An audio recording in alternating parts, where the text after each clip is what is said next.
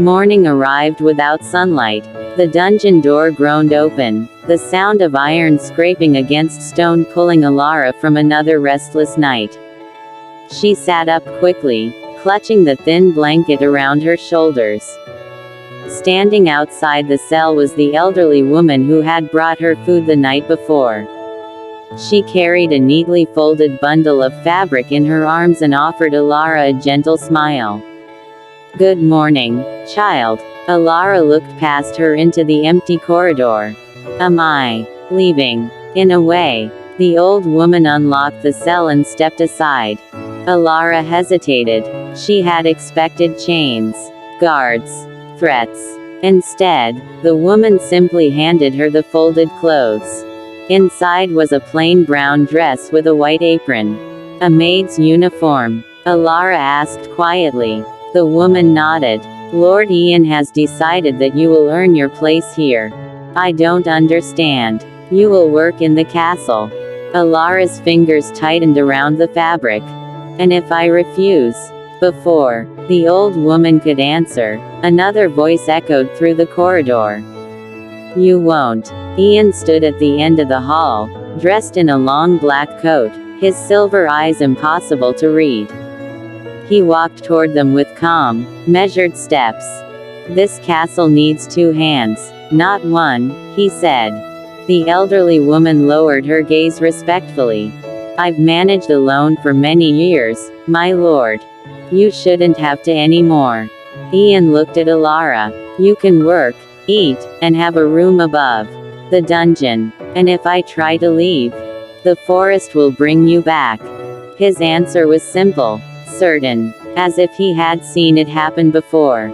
Elara wanted to argue, to shout, to demand her freedom. Instead, she lowered her eyes.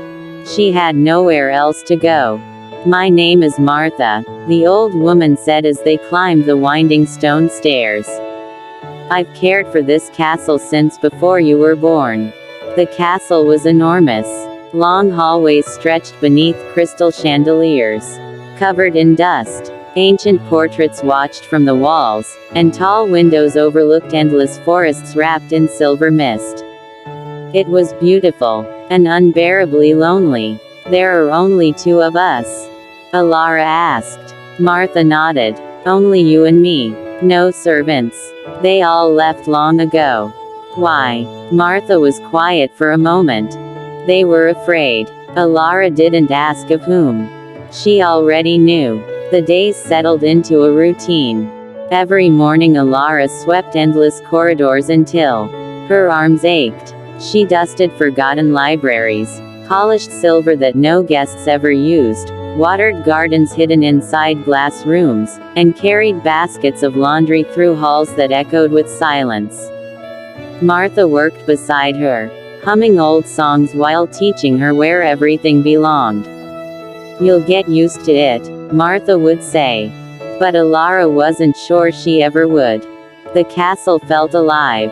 The floors creaked when no one walked upon them. Candles flickered without wind. Sometimes, she thought she heard whispers drifting through empty rooms. And Ian, he was everywhere and nowhere. Sometimes she would glance up from polishing a table and find him standing at a distant doorway, silently watching the rain. Other times days would pass without seeing him at all. He never raised his voice, never spoke more than necessary. Yet his presence filled every room. Night was the hardest. Every evening Martha insisted that Elara lock her bedroom door. "Stay inside until morning," she whispered. "No matter what you hear." At first Elara thought the warning was unnecessary. Then came the first full moon. She was awakened by a howl. It wasn't the cry of an ordinary wolf. It was deeper, lonelier, filled with a sorrow that seemed to shake the castle itself. Elara sat upright in bed. Another howl echoed through the night. Closer. Her hands trembled as she pulled the blanket around herself. Heavy footsteps crossed the courtyard. Below, she forced herself toward the window. Moonlight covered the gardens in silver. And there, A giant black wolf walked slowly across the stone paths. Its fur gleamed beneath the moon. Its silver eyes reflected the stars. The same eyes she had seen in the forest. The same eyes that belonged to Ian. The creature paused. It lifted its head toward her window. For one terrifying heartbeat, Elara thought it was looking directly at her.